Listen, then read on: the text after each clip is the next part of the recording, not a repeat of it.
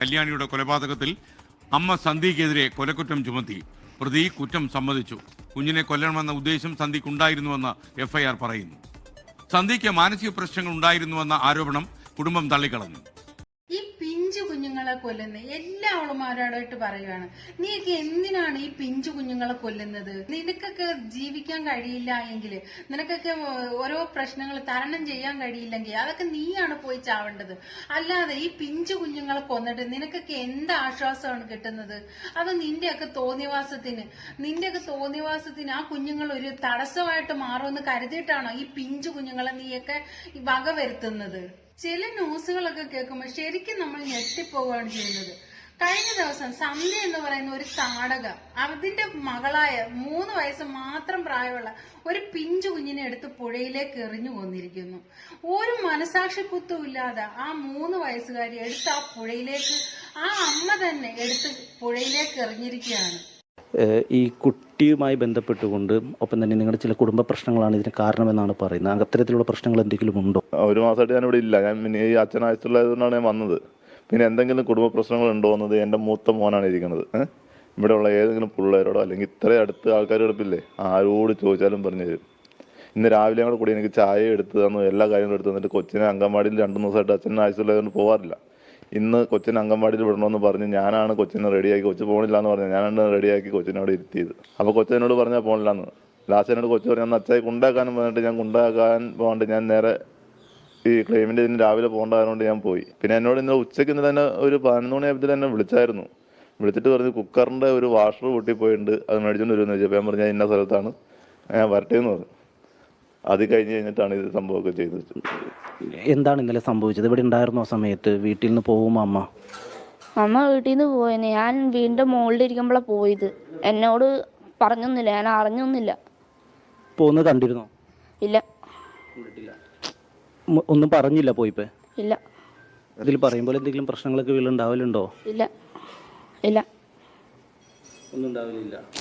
അവരുടെ അമ്മയും ചേച്ചിയും കൂടെ കൂടി ഇത് ക്രിയേറ്റ് എടുത്ത് ചെയ്യുന്ന സംഭവമാണ് മുഴുവൻ. ഞാൻ ഇത് അവരോട് പല പ്രാവശ്യം പറഞ്ഞു.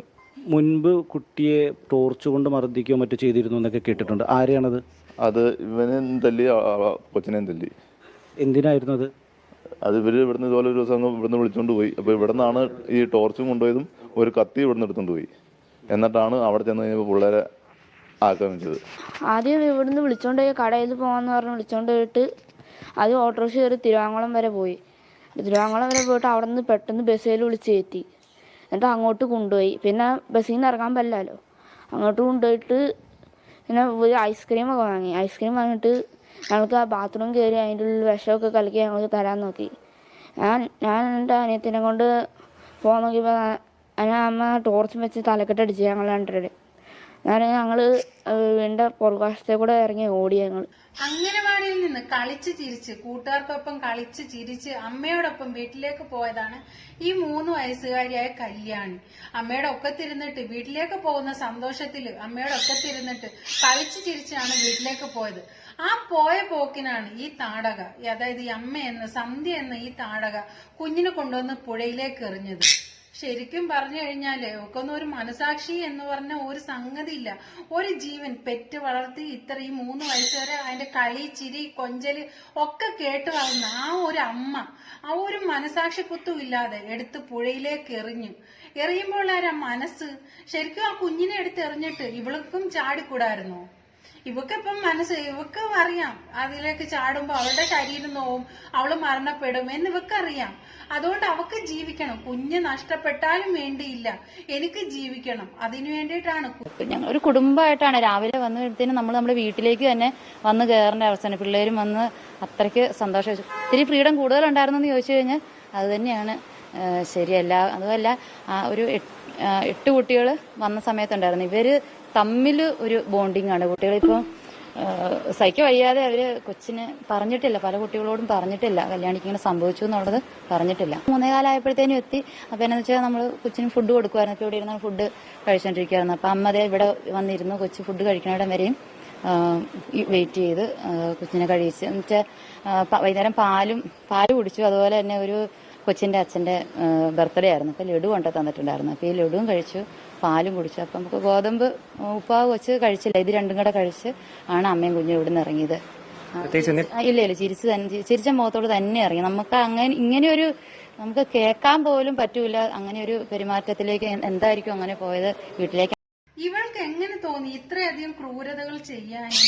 ശരിക്കും പറഞ്ഞു കഴിഞ്ഞാൽ അവൾ ആദ്യം തൊട്ടേ പല പല കാര്യങ്ങളാണ് പറഞ്ഞുകൊണ്ടിരിക്കുന്നത്. കുഞ്ഞിനെ ആണെങ്കിൽ ബസ്സിനകത്ത് വെച്ച് മറന്നുപോയി, പിന്നെ പാലത്തിന്റെ സൈഡ് കൊണ്ടുവച്ചു എന്നൊക്കെ പറഞ്ഞിട്ട് ഒരുമാതിരിയുള്ള കാര്യങ്ങളാണ് ഇവൾ ആദ്യം തൊട്ടേ പറഞ്ഞുകൊണ്ടിരുന്നത്. കാരണം ആരും ആദ്യം തന്നെ പോയി കുഞ്ഞിനെ രക്ഷപ്പെടുത്തരുതല്ലോ. കുഞ്ഞ് മാക്സിമം മരണപ്പെട്ടതിന് ശേഷം സത്യം പറയാമെന്ന് ഇവള് നല്ല രീതിയിൽ കരുതിയിട്ടുണ്ട്. ഇവള് ശരിക്കും പ്ലാൻ ചെയ്ത് തന്നെയാണ്. ഒരിക്കലും കുഞ്ഞ് രക്ഷപ്പെടരുത്, അതിനു വേണ്ടിയിട്ടാണ് അവള് ലാസ്റ്റ് ഘട്ടത്തിൽ കുഞ്ഞു പുഴയിലേക്ക് ഞാൻ വലിച്ചെറിഞ്ഞു എന്ന് പറഞ്ഞത്.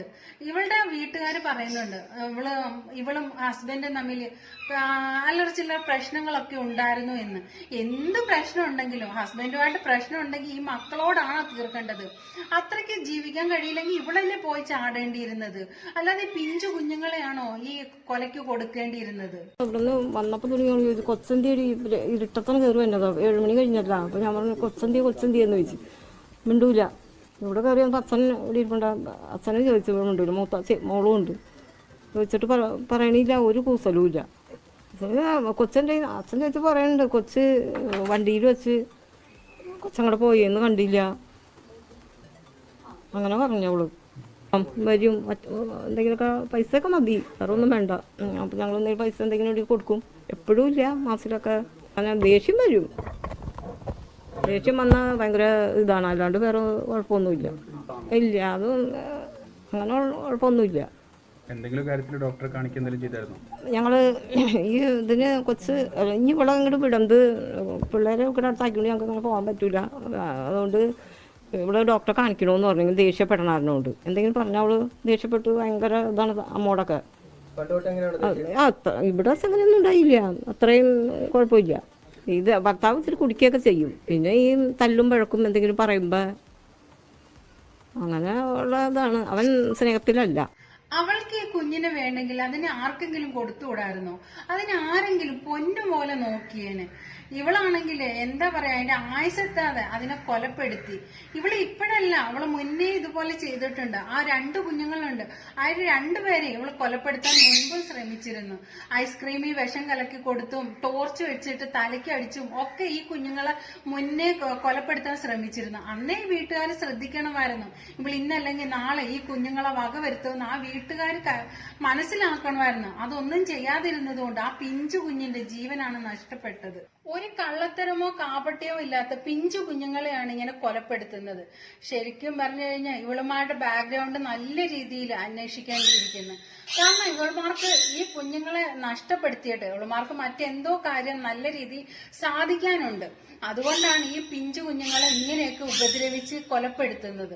അതിന് തക്കതായ ശിക്ഷ തന്നെ ഇവർക്ക് കിട്ടണം. കാരണം ഇവരും എന്തോ നല്ല രീതിയിൽ മനസ്സിൽ കണ്ടോണ്ട് തന്നെയാണ് ഈ കുഞ്ഞുങ്ങളെ കൊലപ്പെടുന്നത്. കണ്ടിട്ട് ഞങ്ങൾക്ക് സഹിക്കാൻ പറ്റില്ല. ആ പറഞ്ഞ സ്പോട്ടിന്റെ കുറച്ചരിയത്തായിട്ട് കിടപ്പുണ്ടായി. അവിടെ ഒരു വലിയ മരം കിടപ്പുണ്ട്, ഒരു തടി.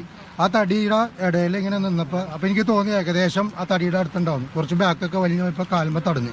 അപ്പൊ തന്നെ കിട്ടിയ കൊച്ചിന്. ഇനിയിപ്പോ കൂടുതലും പറയാല്ല, നമ്മുടെ സേവനം തന്നെ നമ്മുടെ നോക്കി. അത് കഴിഞ്ഞു. മൂന്നാമത്തെ കാലിന്റെ കുറച്ച് ബാക്കിലായിട്ട് കിടപ്പുണ്ടായി. മരത്തിലല്ല, മരം വെട്ടിട്ട് തന്നെ മണലിലായിരുന്നു. മണലിലിങ്ങനെ പതിഞ്ഞ് കവന്ന് കിടക്കായിരുന്നു. അവിടെ നിന്ന് പൊക്കിയെടുത്താണ്. തൂണിനോട് ചേർന്നല്ല, തൂണും വെട്ടി കുറച്ച് സെന്ററിലായിട്ടാണ് കിടന്നത്. ഇത് വീണ് കഴിഞ്ഞാലേ എവിടെ വീണ് അവിടുന്ന് ഒരു 12 മണിക്കൂർ വേണ്ട അനങ്ങൂല, അവിടെ കിടക്കും. അങ്ങനെ കിട്ടണത്. നമ്മളിപ്പോ ടൈം ആയിട്ടില്ല. അപ്പൊ കിടന്നോടത്ത് കിടപ്പുണ്ടായി. ഇത്തരം പ്രവൃത്തി ചെയ്യുന്നവളുമാർക്ക് മാക്സിമം ഏറ്റവും വലിയ ശിക്ഷ തന്നെ കൊടുക്കണം. ഇല്ലെങ്കിൽ നാളെ വീണ്ടും പല കുഞ്ഞുങ്ങളും ഇതുപോലെ ആയുസെത്താതെ പൊലിഞ്ഞു പോകേണ്ടി വരും.